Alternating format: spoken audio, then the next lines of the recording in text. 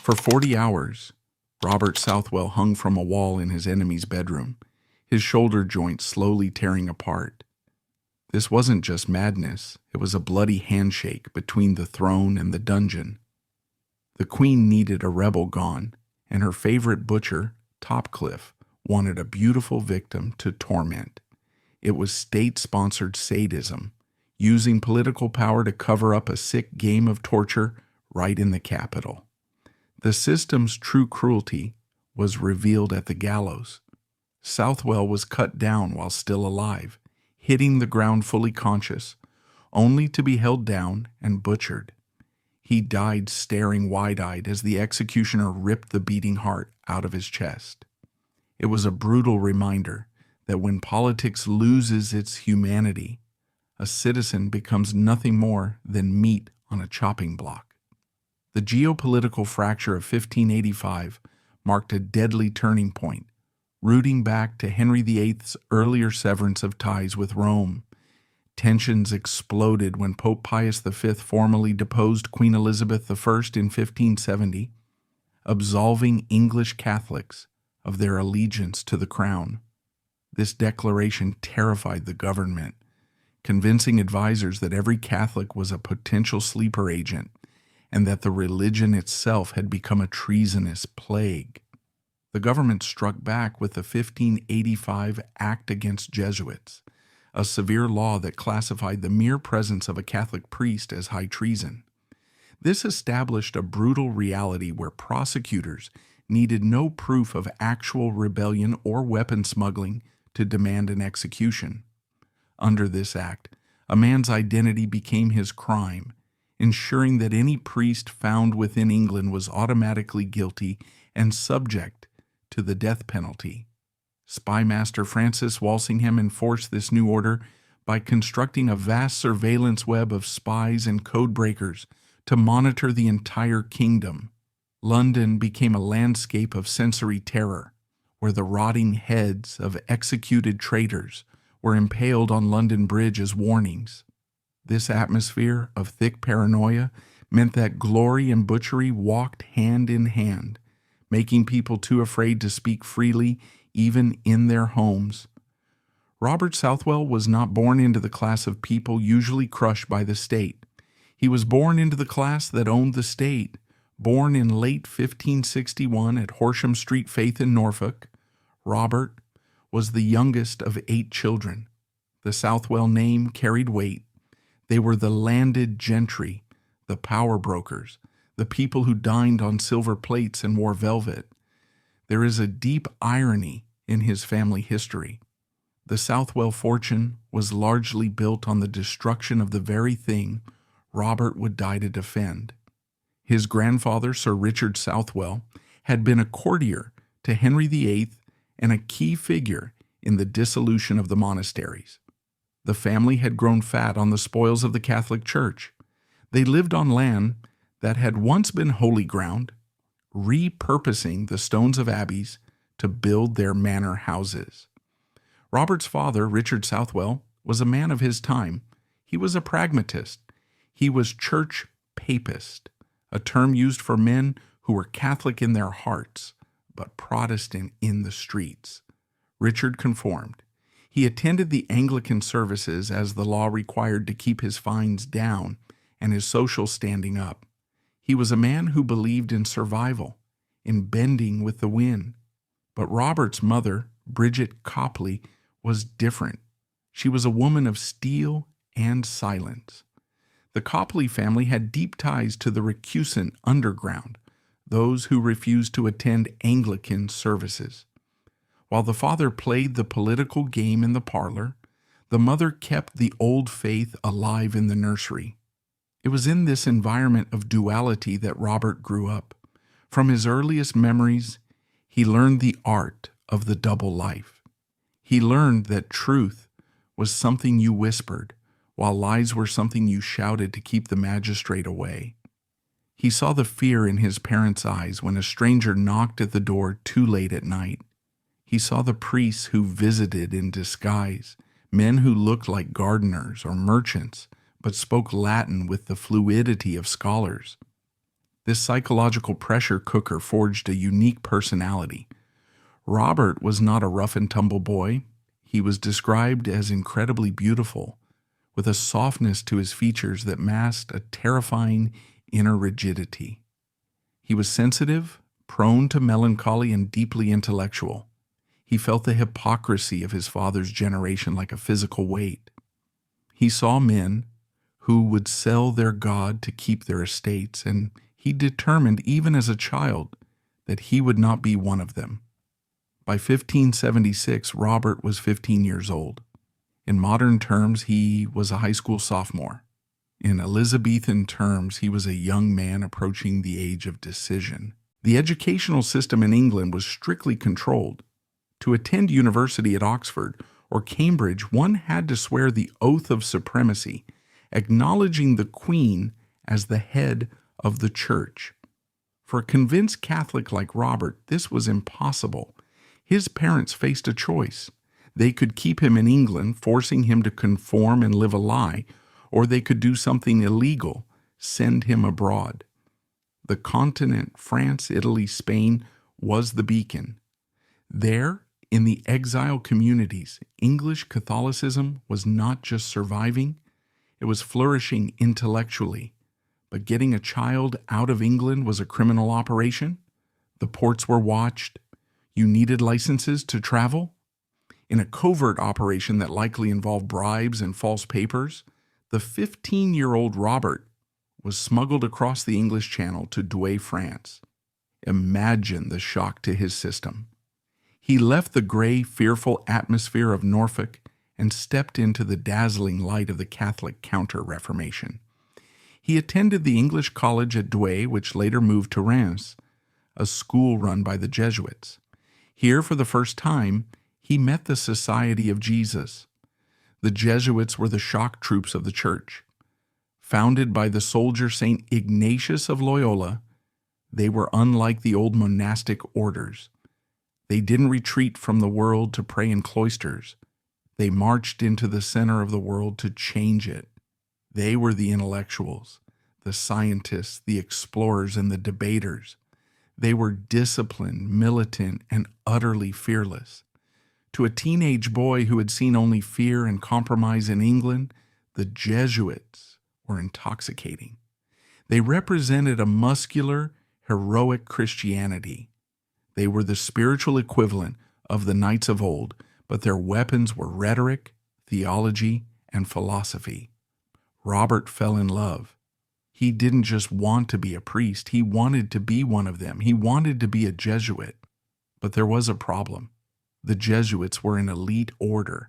They did not take just anyone, and certainly not an emotional 17-year-old boy. When Robert applied to join the order in Paris, he was rejected. They felt he was too young, perhaps too unstable or too romantic in his notions of martyrdom. This rejection devastated him. A lesser young man might have indulged in the pleasures of Paris or returned home to his fortune. Robert Southwell did neither. In a move that foreshadowed the relentless endurance he would show in the torture chamber years later, he decided to walk to Rome. If the Jesuits in France wouldn't take him, he would go to the headquarters. He would go to the heart of the beast. He walked hundreds of miles, crossing the Alps, a solitary figure moving through the landscape of Europe. When he arrived in Rome, dusty and exhausted, he applied again. On October 17, 1578, the eve of the feast of St. Luke, Robert Southwell was admitted to the Jesuit novitiate at Sant Andrea. He wrote in his diary about that moment, capturing the ecstasy of a soul finding its home. I have arrived at the port. I have found the place of my rest. He was 17 years old. He was safe. He was in the center of art, culture, and holiness. He could have stayed there forever, living a life of the mind, surrounded by the warm Italian sun. But thousands of miles away in the damp fogs of London, the hangman's noose was tightening, and Robert Southwell could feel it pulling at his neck. As the gates of the Jesuit novitiate closed behind the young Robert Southwell, shutting out the chaos of the world, he found himself in a sanctuary of peace. Yet even as he immersed himself in the sun-drenched courtyards of Rome, a shadow was lengthening across the continent. While he was learning the discipline of the soul, the machinery of the English state was perfecting the destruction of the body. The safety of Italy would soon curdle into a profound sense of survivor's guilt, transforming the studious boy into a restless soldier who knew that his true vocation lay not in the library, but in the line of fire. The years of preparation were ending. The years of blood were about to begin. Between 1578 and 1586, Robert Southwell lived in what can only be described as a spiritual and intellectual paradise. Rome in the late 16th century was the pulsating heart of the Renaissance. It was a city of marble, light, and rediscovery. While London was gray, muddy, and paranoid, Rome was exploding with the energy of the Counter-Reformation. At the English college, Southwell flourished. He was not just a student, he was a phenomenon. His intellect was razor sharp, his Latin flawless, and his theological grasp so profound that he was appointed prefect of studies shortly after his ordination in 1584. This was a prestigious post, usually reserved for older, more seasoned men. He spent his days in the cool libraries of the Eternal City, debating philosophy and writing poetry. He began to experiment with English verse, translating the emotions of the Psalms into the meter of the court. He was safe. He was respected. He had a career path that could have led him to a cardinal's hat or a quiet life as a university rector. But there was a ghost at the banquet. News from England arrived in Rome not as rumors, but as casualty lists. In 1581, the charismatic Edmund Campion, the Jesuit hero who had inspired a generation, was captured, racked, and butchered at Tyburn. The details of his death were horrific. Campion had been a star of Oxford, a man Elizabeth I herself had once admired. If they could kill Campion, they could kill anyone. For Southwell, safety became a source of agony. How could he sit in a Roman garden, smelling the orange blossoms, while his brothers were being disemboweled in London? The guilt of the survivor began to gnaw at him. He wrote letters expressing a deep burning desire for the crown of martyrdom. This wasn't a death wish in the modern sense. It was a soldier's desire to be on the front line rather than in the rear guard. He began to lobby his superiors. He pestered the Jesuit general Claudio Acquaviva, begging to be sent on the English mission. At first, Acquaviva hesitated. Southwell was too valuable, too young, perhaps too sensitive for the brutal reality of the English underground. But Southwell was relentless. He argued that his youth was an asset. He could blend in with the young gallants of the London court. Finally, in 1586, Acquaviva relented. Robert Southwell and another Jesuit, Henry Garnet, a man who would later become infamous for his alleged role in the gunpowder plot, were ordered to go to England. The golden day of his Roman life was over. The night was beginning. The journey from Rome to the English Channel was a transition from light into shadow. As Southwell and Garnet moved north, the atmosphere changed. They were leaving Catholic territory and entering the zone of conflict. By the time they reached the French coast in July 1586, the tension was suffocating. The English Channel was patrolled by the Queen's Navy.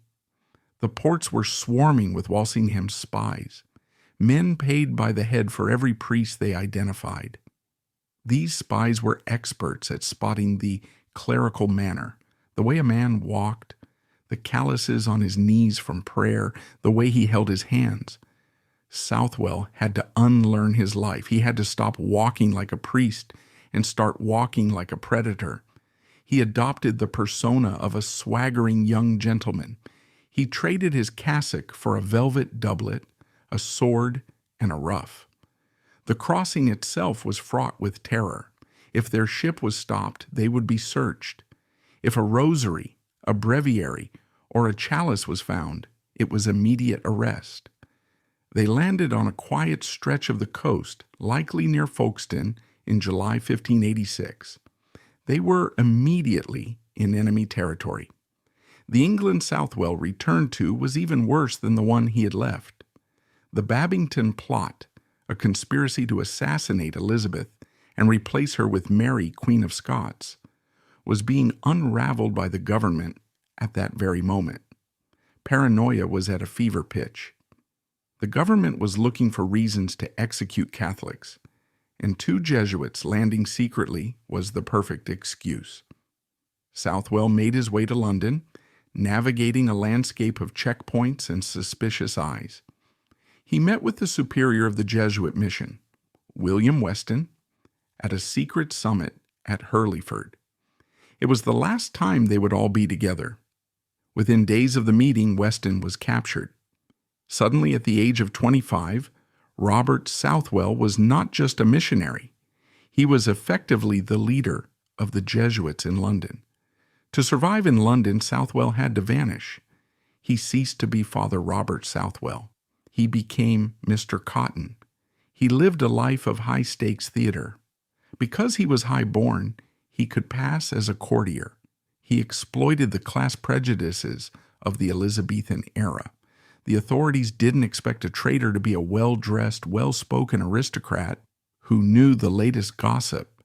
He learned the terminology of the hunt. He studied the language of falconry, a popular obsession of the upper class, so he could converse effortlessly about hawks and hounds. He wore satin and lace. He grew a beard and styled his hair in the latest fashion. But beneath the velvet, he was constantly working. He moved between safe houses, homes of Catholic sympathizers who had built priest holes, secret compartments behind fireplaces, or under staircases where a man could hide during a raid. His primary sanctuary became the household of the Countess of Arundel, Anne Howard. Her husband, Philip Howard, the Earl of Arundel, was a prisoner in the Tower of London, locked away for his faith. Anne lived in Strand Lane, right under the noses of the government. Living in Arundel House was a daring move. It was a known Catholic hub, but it was also a noble house, which offered some protection. Here, Southwell set up his headquarters. He didn't just hide. He built a counter-infrastructure. He recognized that the government's greatest weapon was not the rack, but the printing press. The state controlled the narrative. They printed pamphlets painting Catholics as baby-eating monsters and traitors. Southwell decided to fight ink with ink. He acquired a secret printing press, a massive, heavy piece of machinery that was illegal to own. He had it installed in a hidden room. The logistics were a nightmare. They had to buy paper in small batches to avoid suspicion. They had to smuggle ink. And most dangerously, they had to operate the press without being heard. A printing press is loud. The thump, thump, thump of the platen hitting the type could penetrate walls. They likely worked at night, timing the noise with the passing of carts on the cobblestones outside. From this secret press, Southwell poured out a stream of literature that changed the English landscape. He saw that the Catholics of England were demoralized. They were tired of being fined, tired of being afraid. They needed hope. Southwell didn't write political diatribes calling for rebellion. Instead, he wrote works of breathtaking beauty and tenderness. He wrote an epistle of comfort, a series of letters designed to soothe the suffering. But his greatest weapon was poetry.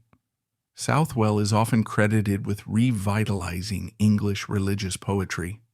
Before him, religious verse was often dry and didactic. Southwell made it emotional, visceral, and baroque. He used the imagery of fire, tears, and blood. His masterpiece, The Burning Babe, was written during this time. It depicts a vision of the Christ child on Christmas Day, not as a cozy infant, but as a burning soul, scorched by the heat of love and the fires of future suffering.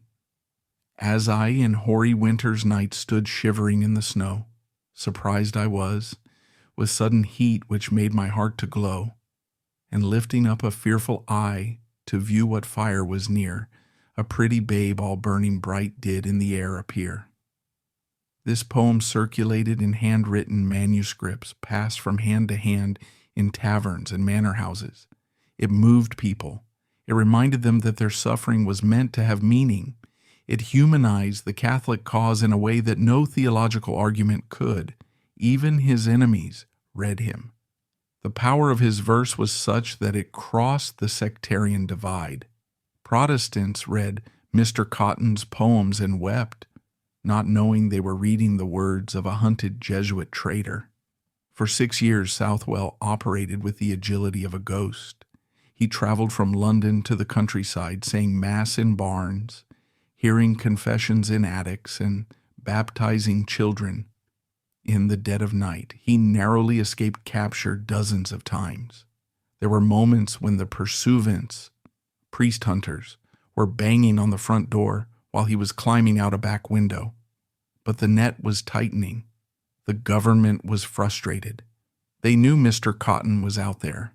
They knew someone was printing these books. They just couldn't find him. To catch a ghost, they turned to a monster.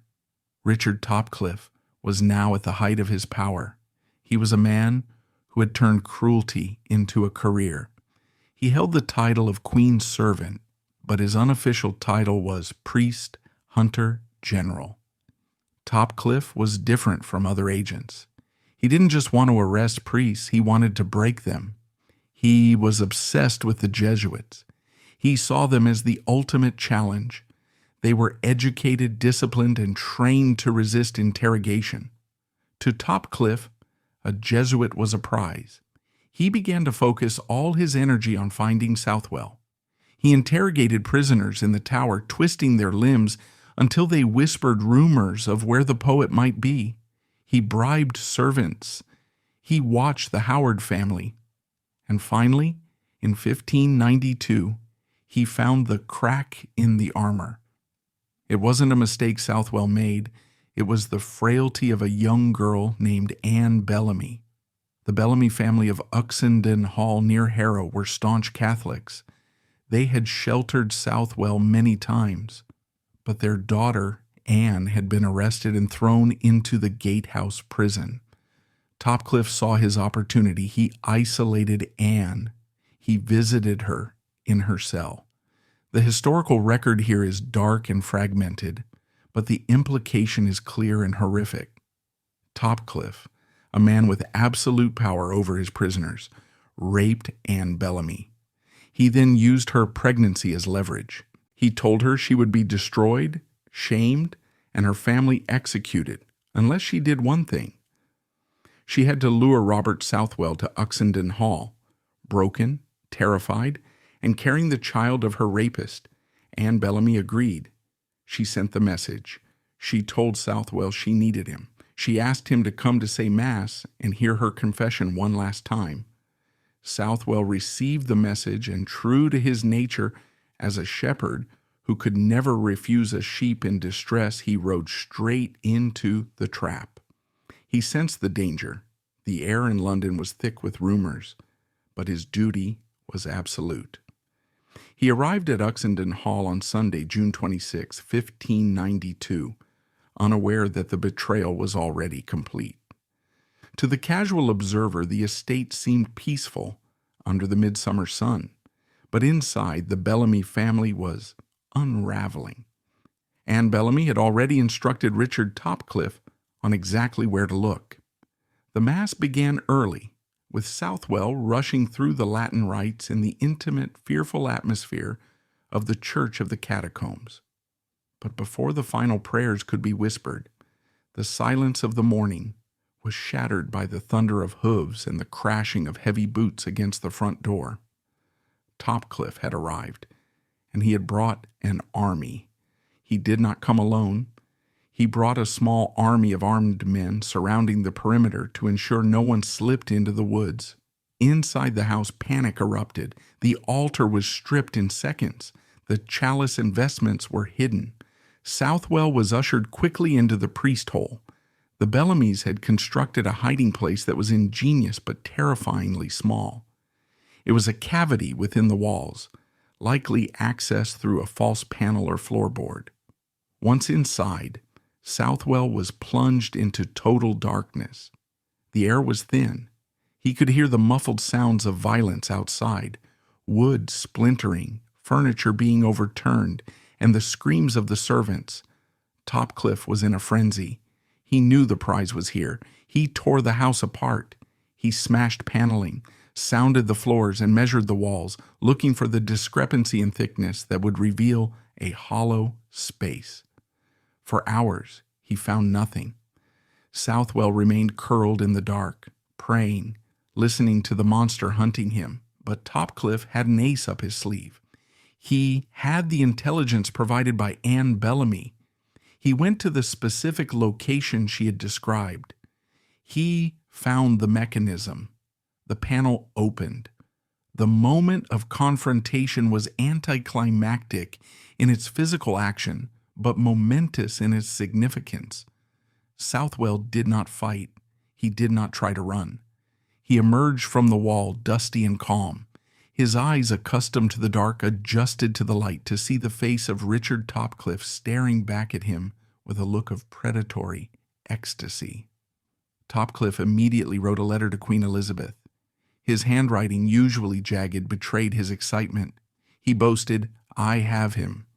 I never did take so weighty a man if he be rightly used." The phrase rightly used was a euphemism. It meant tortured. In a standard arrest, Southwell would have been taken to the Tower of London or the Marshalsea prison. He would have been processed by the state, but Topcliffe was granted a privilege that remains shocking to legal historians. He was allowed to take Southwell to his own private home.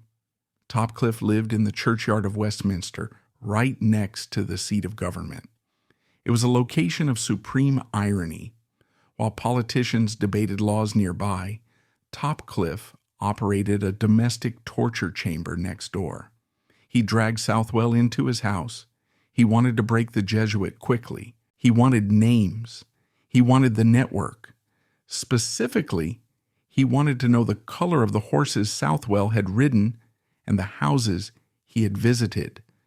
If he could map Southwell's movements, he could arrest half the nobility of England. Topcliffe did not use the rack. The rack was the standard instrument of the tower, a mechanical device of ropes and rollers. It was brutal, but it was clumsy. Topcliffe had invented his own method. He called it hanging against the wall. The mechanics were diabolically simple. Southwell was taken to a room and stripped. His wrists were bound in heavy iron manacles. A staple was driven high into the stone wall. Southwell was lifted up, and his manacles were hooked onto the staple. The cruelty lay in the geometry. Topcliffe adjusted the height so that Southwell was not hanging freely. His feet were allowed to touch the floor, but only barely. He could support his weight only on the very tips of his toes. This position created a physiological catastrophe. To relieve the agonizing pressure on his wrists and shoulders, which felt like they were being torn from their sockets, Southwell had to push up on his toes, but the muscles in his calves and thighs would quickly spasm and fail from the exertion. As his legs collapsed, his weight would drop, snapping the tension back onto his arms and chest. It was a machine of perpetual motion powered by pain. Up and down, strain the legs to save the arms, strain the arms to save the legs. The torture began. As Southwell hung there, his body screaming, Topcliffe settled in for a show. He had a fire lit. He sat in a chair in front of the hanging priest, drinking wine and eating his dinner. He mocked Southwell. He taunted him about his aristocratic family. He described what he had done to Anne Bellamy. He asked for names. Who sheltered you? Where is Father Garnet? Which lords are traitors? Southwell's response was silence. When he did speak, it was only to pray or to assert his priesthood. He admitted he was a Jesuit. He admitted he was in England to save souls.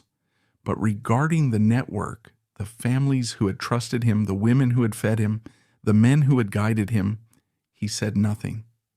The physical toll was gruesome. Gravity waged war on his internal organs. Blood pooled in his lower extremities, causing his legs to swell to twice their normal size. The pressure on his diaphragm made breathing a desperate gasp. Eventually, the trauma caused him to vomit blood. Topcliffe was enraged by the silence. He left Southwell hanging. He hung there for 10 hours, 20 hours, 30 hours. Southwell slipped in and out of consciousness. In his delirium, he muttered verses from the Bible. He quoted the Psalms. He was engaging in a spiritual battle that Topcliffe could not comprehend. Topcliffe was attacking a body, but Southwell was defending a soul. At one point, Southwell, delirious with pain, cried out, "My God and my all." Topcliffe, thinking he was breaking, leaned in close. "What did you say? Give me the names." Southwell opened his eyes, focused through the haze of agony, and whispered, "I have told you the truth. I am a priest. I will tell you nothing else." The torture continued for 40 consecutive hours. Finally, even Topcliffe realized that Southwell was on the verge of death. A dead man could not name names. He ordered Southwell cut down. The priest collapsed onto the stone floor, a heap of bruised flesh and shattered nerves. He could not stand. He could not feed himself. But he had not spoken. Topcliffe did not stop there.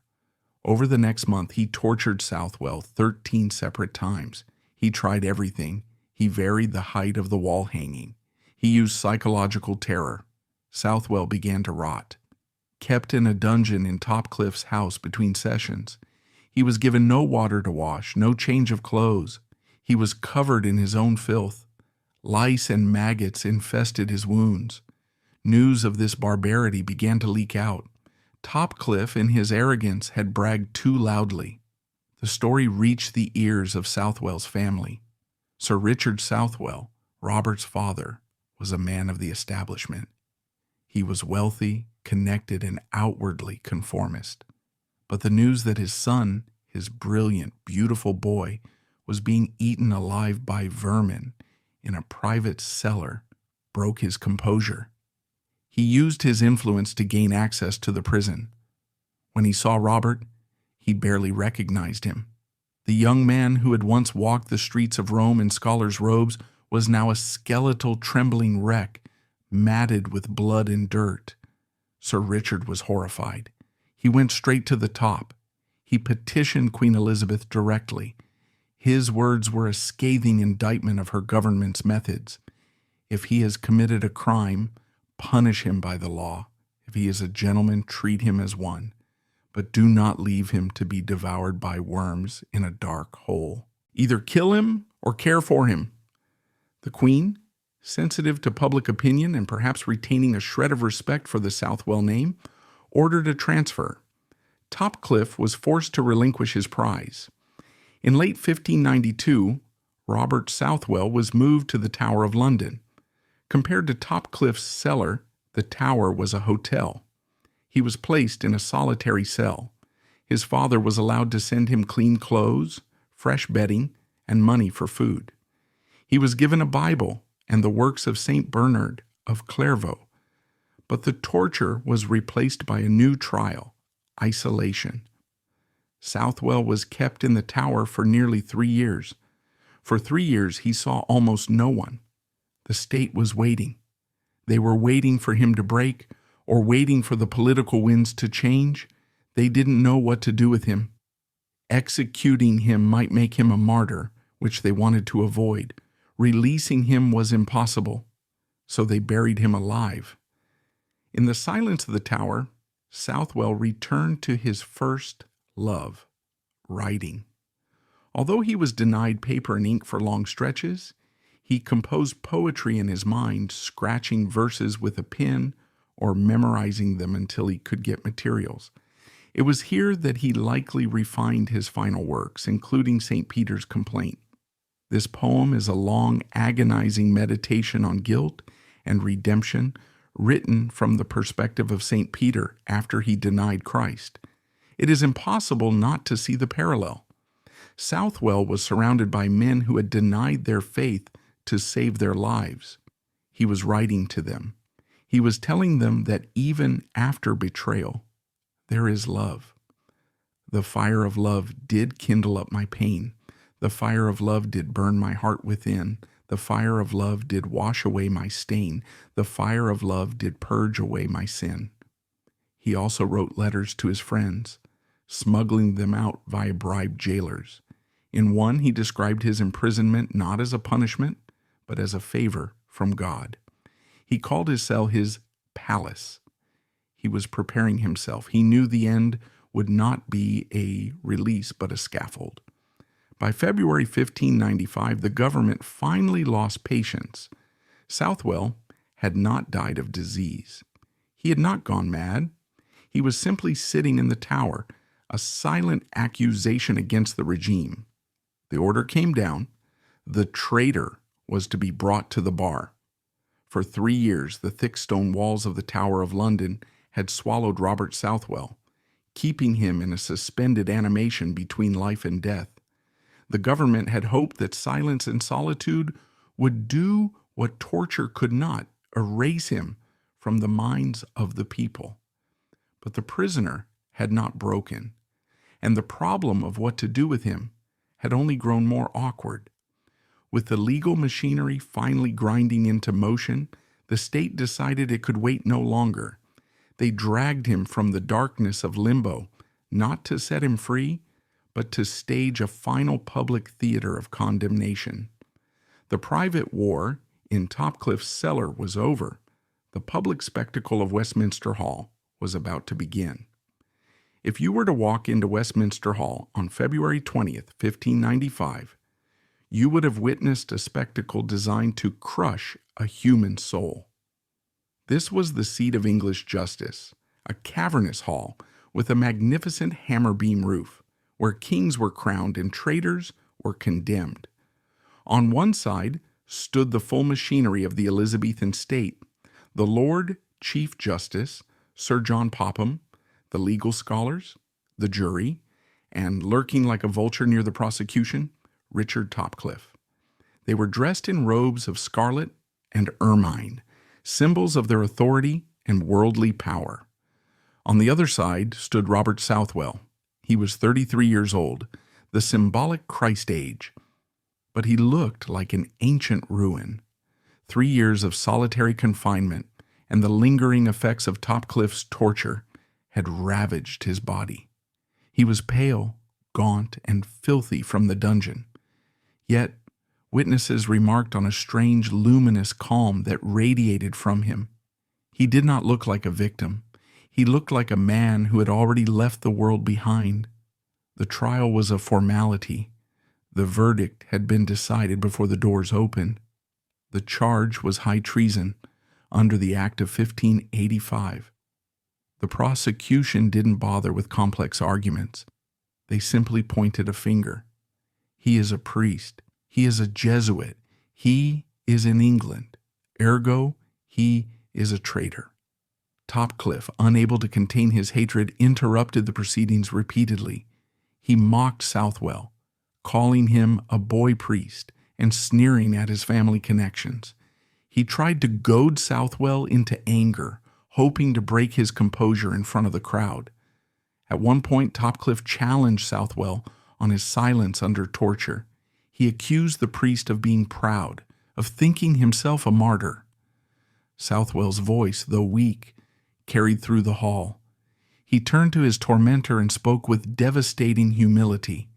He did not claim to be a hero. He did not claim to be a saint. "I am a worm and no man," he said, quoting Psalm 22, "a reproach of men and despised of the people." It was a masterstroke of rhetoric. By calling himself a worm, he disarmed Topcliffe's accusations of pride. But he was also aligning himself with Christ, who had recited that very psalm on the cross. The jury retired. They returned just 15 minutes later. The verdict? Guilty. Lord Chief Justice Popham donned the black cap. He pronounced the sentence that had been whispered in Southwell's nightmares for a decade.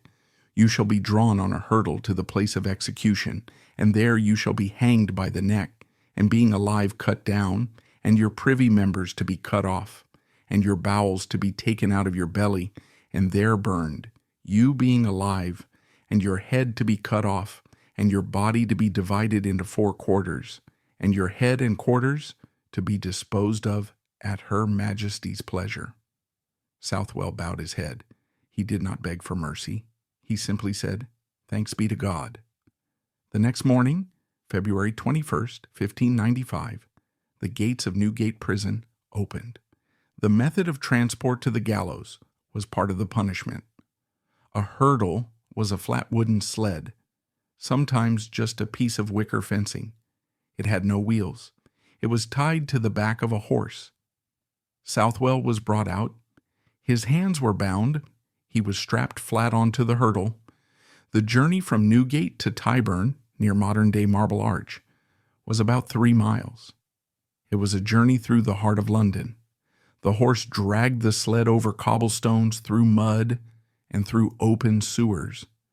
The friction would have been jarring, the mud splashing into his face and eyes. Usually these processions were rowdy. The London mob loved an execution. They would throw rotten vegetables, stones, and insults at the condemned. They would cheer for the hangman. But contemporary accounts suggest that on this day, the atmosphere was different. As the sled rattled through the streets, a strange quiet descended on the city. A gentlewoman, seeing Southwell's face covered in mud, stepped out of the crowd and wiped his face with a cloth. In a police state where aiding a traitor was a crime, this was an act of extraordinary courage. Southwell smiled and thanked her. He spent the journey in prayer. He was closing his eyes to the London he was leaving and opening them to the eternity he believed was waiting. They arrived at Tyburn. The Tyburn tree was a permanent structure, a massive triangular gallows capable of hanging multiple men at once. It was the theater of death for the English Catholics. Southwell was unstrapped from the hurdle. He stood up, brushed the dust from his clothes, and looked at the crowd. Thousands of people had gathered. There were nobles in their carriages, apprentices playing hooky from work, and spies noting down the names of anyone who looked too sympathetic. He was placed in the back of a cart, which was positioned under the beam. The noose was placed around his neck. The Sheriff of London, anxious to get it over with, shouted at him to confess his treason. Southwell ignored him. He began to speak to the people. He did not speak of politics. He spoke of salvation. "I am come hither to play out the last act of this poor life," he said. He prayed for the Queen. This confused the crowd. Traitors were supposed to curse the monarch, not bless her. He prayed for his country. He declared that he was a Catholic priest and a Jesuit, and that he died for no other crime than religion. He recited a Latin verse, "In manus tuas, Domine, commendo spiritum meum." Into your hands, Lord, I commend my spirit. He looked for the last time at the gray English sky. The executioner whipped the horses. The cart jerked forward. Robert Southwell fell. The rope went taut. In a standard execution for treason, the drop was short. It was not designed to break the neck. It was designed to strangle. The victim was meant to dance at the end of the rope, choking, panicked, fighting for air. And then, crucially, the executioner was supposed to cut the rope while the victim was still conscious. The drawing and quartering had to be performed on a living, feeling human being. Southwell hung there. He did not thrash. He did not fight. He remained still, his hands joined in prayer, even as he choked. The executioner stepped forward with his knife, ready to cut the rope. But then the crowd intervened. Lord Mountjoy, a nobleman who was watching, was struck by the dignity of the man. He shouted, "Let him hang until he is dead." The crowd echoed the cry. They wanted to spare him the knife. They shouted at the executioner to wait. The executioner hesitated. He left Southwell hanging for a few moments longer, but the law was the law. The rope was cut. Southwell plummeted to the ground. And this is where the story defies belief. He had been hanging for a significant time. He should have been unconscious, perhaps dead. But when he hit the ground, Robert Southwell rolled over. He was fully conscious. Witnesses gasped. The priest, gasping for air, actually tried to stand up. The sheer force of will required to stand up after being hanged is unimaginable. It was a final act of defiance. He was refusing to be a passive victim. The executioner's assistants tackled him. They pinned him to the straw. The butchery began. Southwell was held down. The executioner took a long, sharp knife and slit his abdomen open from the chest to the groin. Southwell was awake. He could feel the cold steel. He could feel the hands entering his body. The executioner reached in to remove his bowels. These were thrown into a fire that was burning nearby. The smell of burning flesh mixed with the winter air. Then came the final moment. The executioner reached up into the chest cavity to tear out the heart. Those standing closest to the scaffold, including Lord Mountjoy, reported a detail that became legendary. As his heart was being grasped, Southwell's lips were still moving. He was not screaming. He was whispering, "God, forgive." The heart was ripped out. The body finally went limp. The executioner held the dripping organ up to the silent crowd. He followed the script. He shouted the traditional formula, "Behold the heart of a traitor." Usually, the crowd would roar back, "God save the Queen," or "So perish all traitors." But on February 21st, 1595, Tyburn was silent. No one cheered, no one shouted. The sheer brutality of killing a poet, a gentleman, and a man of such terrifying grace had sickened the London mob. They looked at the bloody mess on the scaffold, and they looked at the man holding the heart, and they felt that the traitor was not the man who had died, but the state that had killed him.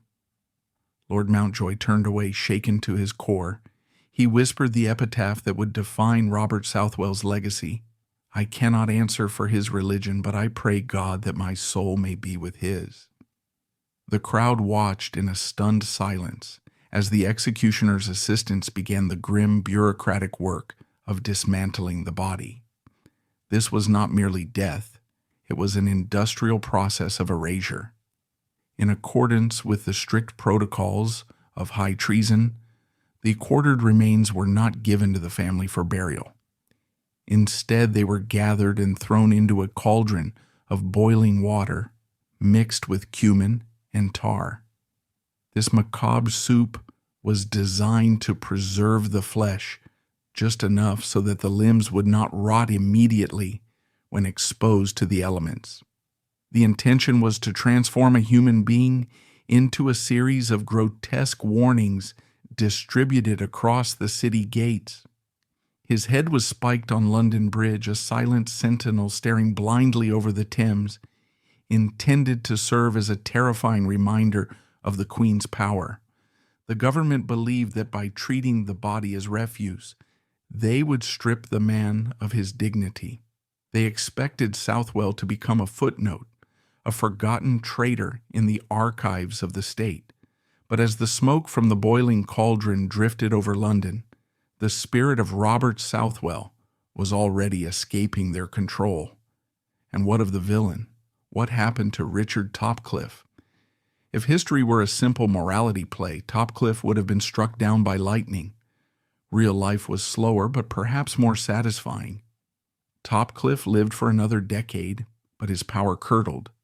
The execution of Southwell was his high water mark, but it was also his undoing. The public disgust at the brutality of that day stuck to him like a bad smell. He became a social pariah. Even the Queen, who had once called him my Topcliffe, grew tired of him. He was a relic of a crueler time. He became entangled in legal disputes and scandals. He was even briefly imprisoned for overstepping his authority, a delicious irony for the man who had imprisoned so many. He died in 1604, old, bitter, and largely despised. While Southwell's name was being whispered with reverence across Europe, Topcliffe's name became a byword for unnecessary cruelty. There is a concept in theology called the mysterium iniquitatis, the mystery of evil. Topcliffe represented the terrifying banality of evil, a bureaucrat who enjoyed pain, but his legacy turned to ash. No one reads the letters of Richard Topcliffe for inspiration. He is remembered only because he crossed paths with a saint.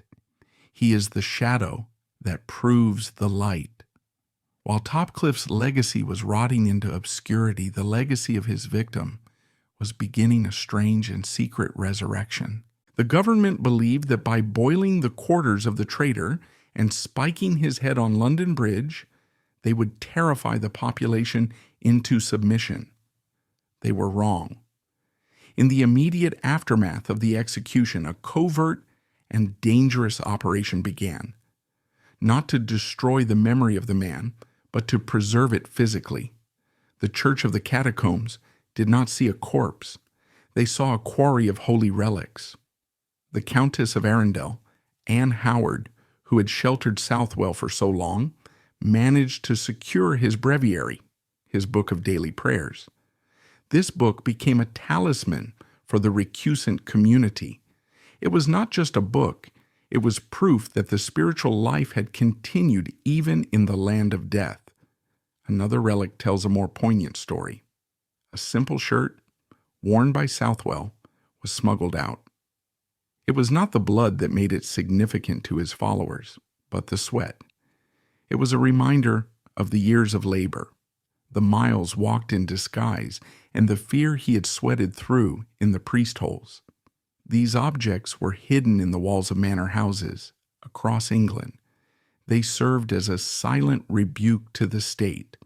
The Queen could command the armies, but she could not command the memory of her subjects.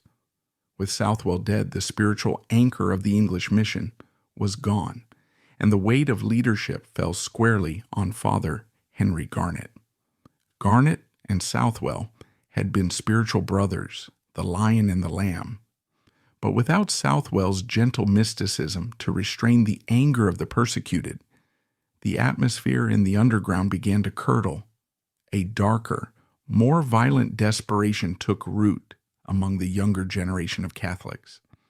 They looked at the severed head of the poet on London Bridge and concluded that prayer was practically useless against a tyranny that ripped hearts out of living men.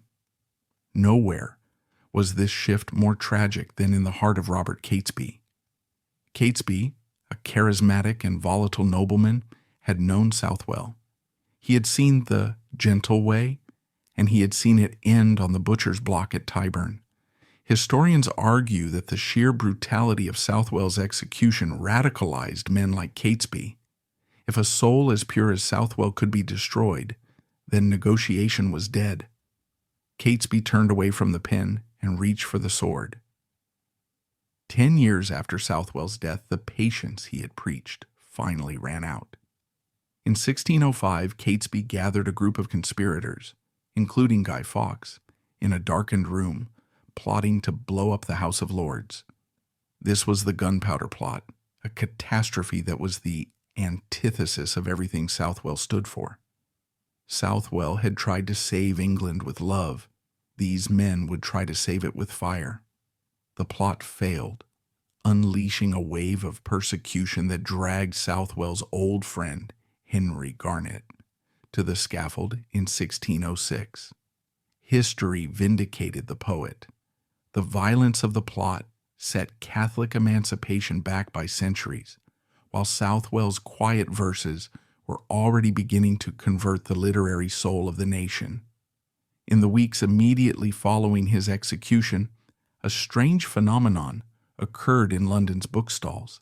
Manuscripts of Southwell's poetry, which had circulated secretly in the underground for years, suddenly emerged into the light.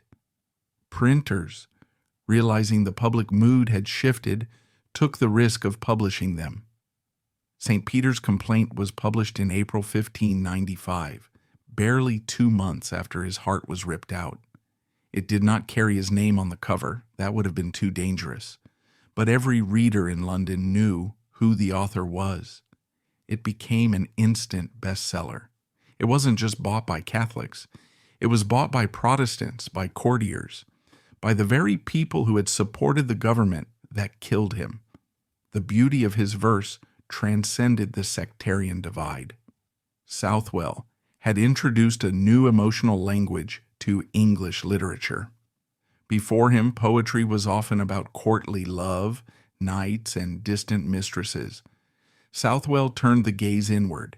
He wrote about the internal landscape, the geography of guilt, weeping, and redemption. The government found itself in a bizarre position. They had just executed a man for treason, yet his book was the most popular item in the capital. They could not ban it without admitting that they had executed a genius. So the words of the martyr were read in the parlors of the establishment that had murdered him. The most profound ripple of Southwell's life touched a man who was living just across the river, William Shakespeare. The connection between the Jesuit martyr and the bard is one of the most fascinating subplots of literary history. They were distant cousins. They shared a publisher. And in 1595, Shakespeare was entering the most mature and tragic phase of his career. Scholars have long noted the Southwellian shift in Shakespeare's tone around this time. Lines from Southwell's poetry seem to echo in Shakespeare's greatest plays. Consider Hamlet. When Hamlet speaks of his own wretchedness, calling himself a rogue and peasant slave, or when he muses on the undiscovered country, he is treading the same psychological ground Southwell walked in his cell. But the most direct link is in The Merchant of Venice. In the trial scene, Portia speaks her famous speech about the quality of mercy.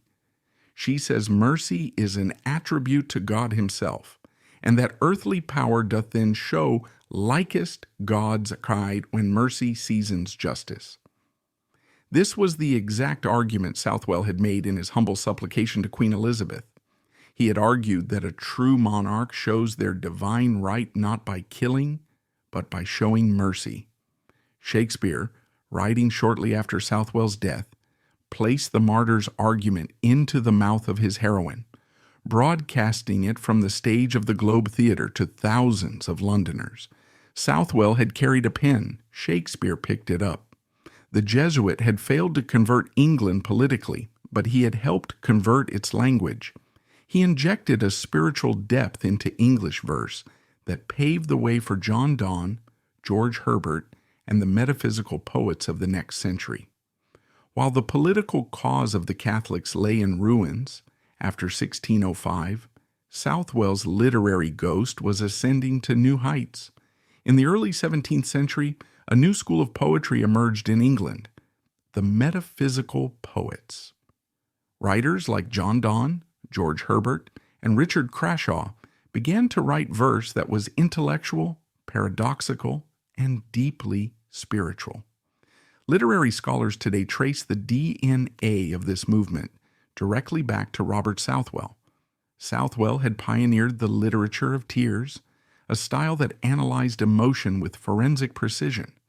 He taught English poetry how to introspect. John Donne, the Dean of St. Paul's and the greatest poet of the age, certainly read Southwell. Donne's holy sonnets, with their desperate grappling with God and death, echo the tone of Southwell's prison poems. Ben Jonson, the famous playwright, remarked to William Drummond that Southwell was hanged. Yet so he had written that piece of his, the Burning Babe, he would have been content to destroy many of his. This is the ultimate revenge of the martyr. The Protestant establishment had killed the man, but they could not stop themselves from admiring his mind. His words were being recited in the universities that banned his religion. Despite his fame as a poet and his obvious holiness, the Catholic Church moved slowly in officially recognizing him as a saint. The delay was political. For centuries, the Vatican was cautious about antagonizing the British Empire. Canonizing the English martyrs was seen as a diplomatic insult. It was effectively declaring that the English legal system had been a criminal enterprise. So for nearly 300 years, Southwell remained a venerable, a holy man, but not a saint. He was a hero to the Jesuits, kept alive in their private histories, but he was not on the universal calendar. It was not until the 20th century, when the British Empire began to fade and the sectarian wounds began to heal, that the cause moved forward. In 1929, he was beatified. And finally, on October 25, 1970, Pope Paul VI canonized the 40 martyrs of England and Wales. Robert Southwell was declared a saint. The ceremony in St. Peter's Basilica was a closing of the circle. Southwell had walked to Rome as a 17-year-old boy, begging to be let in. Now his image hung from the balcony of the Vatican, and the Pope asked for his intercession. Why does a 16th century poet matter in the 21st century? St. Robert Southwell is not just a figure for Catholics. He is a patron saint for freedom of conscience. We live in an age of surveillance, of state pressure, and of cancel culture, where expressing the wrong opinion can lead to social exile. Southwell's life is the ultimate testament to the idea that the state has limits. He drew a line in the sand. He said to the most powerful government on earth, "You can control my body. You can tax my land. You can imprison me. But there is a part of me, my soul, my conscience, that you cannot touch." He reminds us that human dignity is not a gift from the government. It is inherent. And he reminds us that art, poetry, beauty, writing is not just decoration. In the face of tyranny, beauty is a weapon. It is a way of asserting our humanity when the world tries to turn us into numbers. His life asks us a difficult question. What do you love enough to die for? And perhaps more importantly, what do you love enough to live for when living is harder than dying? As Southwell wrote in his final days, in a letter that managed to slip through the stone walls of the tower, "We have passed through fire and water, and thou hast brought us out into a refreshment.